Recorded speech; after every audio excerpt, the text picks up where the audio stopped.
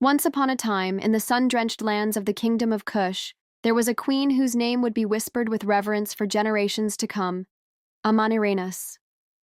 She was more than just royalty. She was a Kandake, a queen mother, whose spirit was as unyielding as the granite of the first cataract of the Nile. But before we begin, don't forget to like and subscribe to help us grow our channel. Amanirenas was not born into a life of ease. From a young age, she was taught that the strength of her kingdom lay not just in its wealth and vast temples, but in the fierce independence of its people. Her tutors, scribes, and military commanders saw in her a sharp intellect and a warrior's heart. She learned to command troops, to strategize, and to wield a bow with deadly accuracy. She was a ruler in the making, and the kingdom of Kush was a jewel she was sworn to protect. Her rise to power came at a tumultuous time. The Roman Empire, a sprawling behemoth of legions and ambition, had set its sights on her borders. They had conquered Egypt, and now their gaze turned south toward the gold mines and fertile lands of Kush. The Roman prefect of Egypt, Gaius Petronius, demanded tribute and allegiance from the Kushites, expecting a swift and easy submission. He underestimated the Kandake. Amanirenas met the Roman demands not with tribute, but with defiance. She rallied her armies, a formidable force of archers, cavalry, and foot soldiers, and led them herself. She was a sight to behold on the battlefield, a warrior queen with a spirit of fire, inspiring her troops with her courage and strategic brilliance. The war that followed was not a simple skirmish. It was a testament to the unyielding spirit of the Kushite people and the genius of their queen. The early days of the conflict saw the Kushite forces, led by Amanirenas, march northward. They did not wait for the Romans to arrive on their doorstep. Instead, they took the fight to the enemy, raiding Roman garrisons and pushing back against their expansion. It was during these campaigns that Amanirenas lost an eye in a battle, a wound that only seemed to harden her resolve. She became known as the One-Eyed Queen, a symbol of fierce resistance and unyielding determination. The Romans, surprised by the tenacity of the Kushites, responded with overwhelming force. Petronius led his legions into Kush, sacking the city of Napata, a significant religious and cultural center. Yet even this devastating blow did not break Amanirenas. She retreated, but her spirit remained unbroken. She reorganized her forces and continued to wage a relentless guerrilla war, utilizing the harsh desert terrain to her advantage and making every victory for the Romans a costly one. She was a master of unconventional warfare, using feints and ambushes to harass the Roman legions. The Roman soldiers, accustomed to open-field battles, found themselves frustrated and exhausted by the constant raids and the elusive Kushite army. The war, which they had expected to be over quickly, dragged on for years, a testament to Amanirenas' masterful leadership and the resilience of her people. Ultimately, the Romans realized that they could not defeat the Kushites through sheer force alone. The constant conflict was a drain on their resources and their manpower. They were facing not just an army, but an entire kingdom united under a single formidable queen. In the end, it was a negotiated peace that brought the war to a close. Amanirenas, through her stubborn resistance, had forced the mighty Roman Empire to the negotiating table.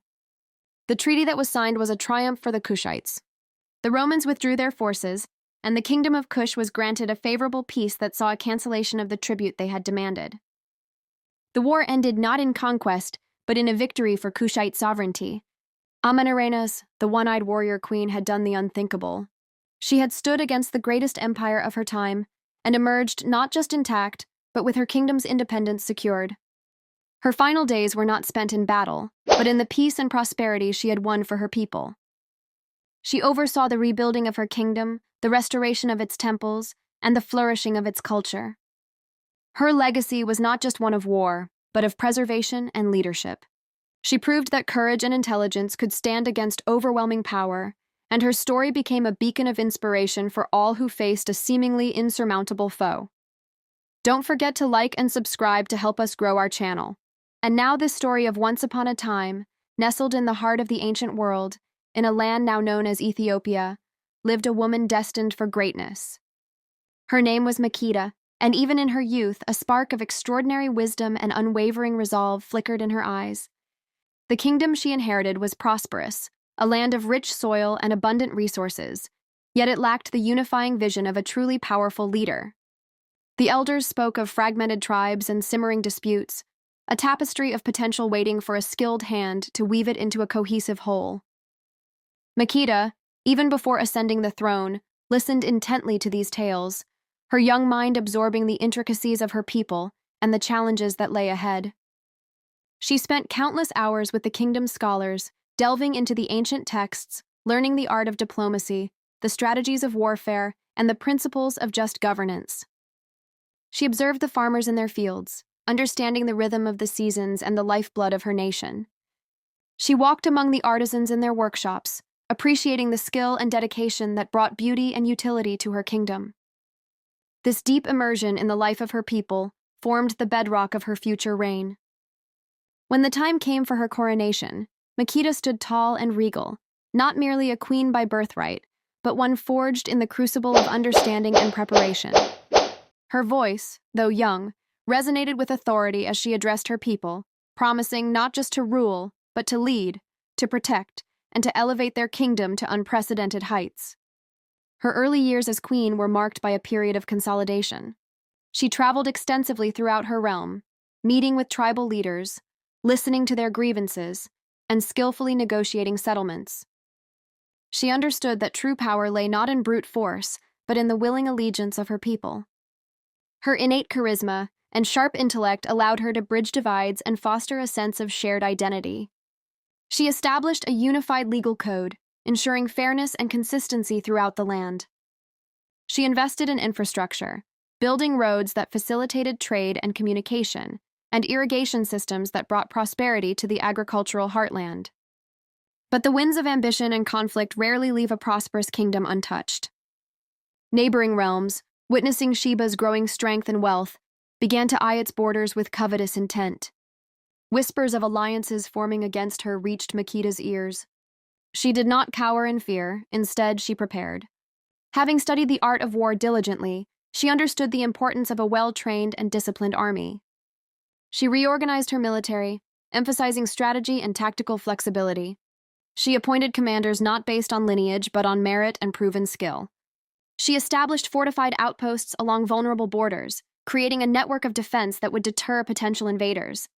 The first major test of Makita's leadership came from the north, where a powerful kingdom, emboldened by a recent string of victories, launched a surprise invasion. Their armies, renowned for their ferocity, crossed the border, pillaging and sowing destruction in their wake. News of the invasion reached Makita swiftly. Without hesitation, she rallied her forces. Her call to arms resonated throughout Sheba, and men from all corners of the kingdom flocked to her banner, their loyalty to their queen and their homeland unwavering. Makita herself, clad in armor, rode at the head of her army, her presence a symbol of courage and defiance. The ensuing war was long and arduous, marked by fierce battles and strategic maneuvers. Makita proved to be a brilliant military commander. She did not rely solely on the strength of her numbers, but employed clever tactics, exploiting the terrain to her advantage and anticipating her enemies' moves. In the Battle of the Crimson Plains, a pivotal moment in the war, Makita's forces were outnumbered, but her strategic deployment of reserves and a daring flanking maneuver shattered the enemy's advance, turning the tide of the war. She understood the importance of logistics, ensuring her army was well supplied and maintained high morale even during prolonged campaigns. Beyond the battlefield, Makita also employed diplomacy, sending emissaries to neighboring kingdoms, forging alliances and isolating her enemy. She understood that victory was not just about military might, but also about political acumen. Don't forget to like and subscribe to help us grow our channel. After years of fierce fighting, Makita's forces finally prevailed. The invading kingdom was decisively defeated, its ambitions quelled.